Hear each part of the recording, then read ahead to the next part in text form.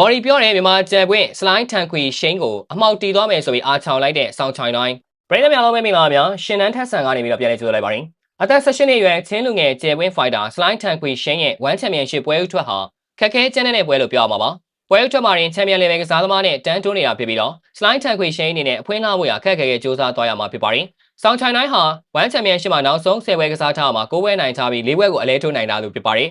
နောက်ဆုံးပွဲမှာရှုံးသွားလို့သာခပတ်လုပ်ခွင့်မရခဲ့တာပါစလိုင်းကတော့ကြီးစားကစားမဘွားမှာပွဲ20ကစားထားပြီးဖြစ်ပြီး17ပွဲနိုင်9ပွဲတည်2ပွဲသာရှုံးနေထားလို့ပါဆိုင်းထန်ခွေရှင်းနဲ့ရင်ဆိုင်ရမယ့်ပေါ်ဆောင်းချိုင်တိုင်းကဆိုင်းထန်ခွေရှင်းကလက်သီးတော်တော်ကောင်းနေစားမှာပါဒါပေမဲ့သူ့ခန္ဓာကိုယ်ကသိမမှာဘူးလို့ကျွန်တော်မြင်ပါတယ်မျက်နှာကိုထိုးတာမျိုးဆိုရင်ခံနိုင်ပေမဲ့ body ကိုထိုးရင်သူကျသွားနိုင်ပါတယ်နောက်ပြီးကျွန်တော်တို့ပေါ်ကောင်းတဲ့ပြန်မဲ့နဲ့သူရေးမဆိုင်ဘူးပါဘူးနေမလဲငါလဲဆွဲမယ်ဆိုရင်သူခံနိုင်မယ်လို့ကျွန်တော်မထင်ပါဘူးကျွန်တော်ကတော့ကျွန်တော်ပုံစံအတိုင်းကြမ်းကြမ်းတန်းတန်းရန်လိုစွာနဲ့ကစားသွားမှာပါဒါပေမဲ့ပို့ပြီးတော့တတိထားကစားမှာဖြစ်ပါတယ်အရင်ပွဲတွေမှာတော့ကျွန်တော်နည်းနည်းစိတ်လောကြီးခဲ့တယ်ကျွန်တော်တိုင်ပင်ကိုက်လှုပ်ရှားမှာဖြစ်ပြီးပြိုင်ဘက်ကိုပုံစံအောင်သွားအောင်လုပ်ပါပါကျွန်တော်တိုးတက်ချင်ပါတယ်ဒီကြတာကတော့ဒီပွဲမှာပိုကောင်းတဲ့ကစားဟန်ကိုမြင်ရမှာဖြစ်ပါတယ်1ချန်ပီယံရှစ်ဘက်ကအတန်ဝေတန်းထည့်သွင်းကျင်းပလိုက်တာသဘောကျပါတယ်ဒါမှဒီဝေတန်းမှာကစားတဲ့ကစားမတွေအနေနဲ့ချန်ပီယံခပတ်ကိုမျှော်လင့်နိုင်မှာပါကျွန်တော်အနေနဲ့ဒီဝေတန်းမှာချန်ပီယံဖြစ်ချင်ပါတယ်ဖြစ်လာမယ်လို့လည်းယုံကြည်ပါတယ်ကျွန်တော်ဘယ်သူ့ကိုမဆိုရင်ဆိုင်ဖို့အစဉ်သင့်ဖြစ်နေပါပြီလို့ပြောသွားခဲ့တာဖြစ်ပါတယ်ဒီနေရာမှာ1ချန်ပီယံရှစ်ကိုမေးခွန်းထုတ်ချင်တာကဘာလို့များအခုမှပထမဆုံးပွဲကိုကစားမဲ့ဖိုက်တာကိုစာချုပ်ရပြီးသားထိတန်းဖိုက်တာနဲ့တည်ပေးရတာလေဆိုတာပါဝမ်မန်ကစလိုင်းထန်ခွေရှင်းကိုအများကြီးမျှော်လင့်ထားလို့ခက်မြမြန်အမြင့်တက်နိုင်အောင်နှေကားထောင်ပေးလိုက်တာလား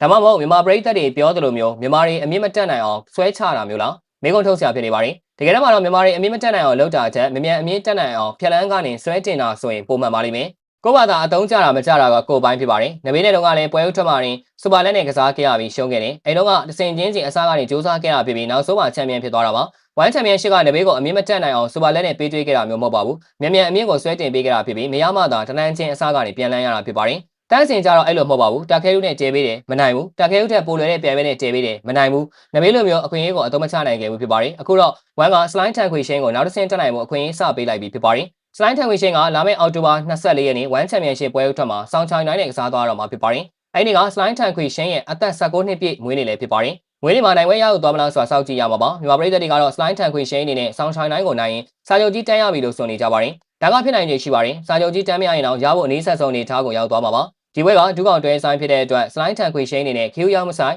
မိန်ကတ်ကစားရမှာဖြစ်ပါတယ်။ဟုတ်ကဲ့ပါဗျာဗီဒီယိုလေးကတော့ပါပဲ။နောက်နေ့မှာလည်းအားကစားနဲ့ပတ်သက်တဲ့သတင်းကြောင်းတွေကိုတင်ဆက်ပေးတော့မှာဖြစ်တာကြောင့်ကျွန်တော်ရဲ့ page တွေကို like and follow လုပ်ပြီးဒီဗီဒီယိုလေးကိုလည်း share ပေးကြပါဦးလို့ပြောရင်းနဲ့ညီကောင်းချိုးလိုက်ရပါတယ်ခင်ဗျာ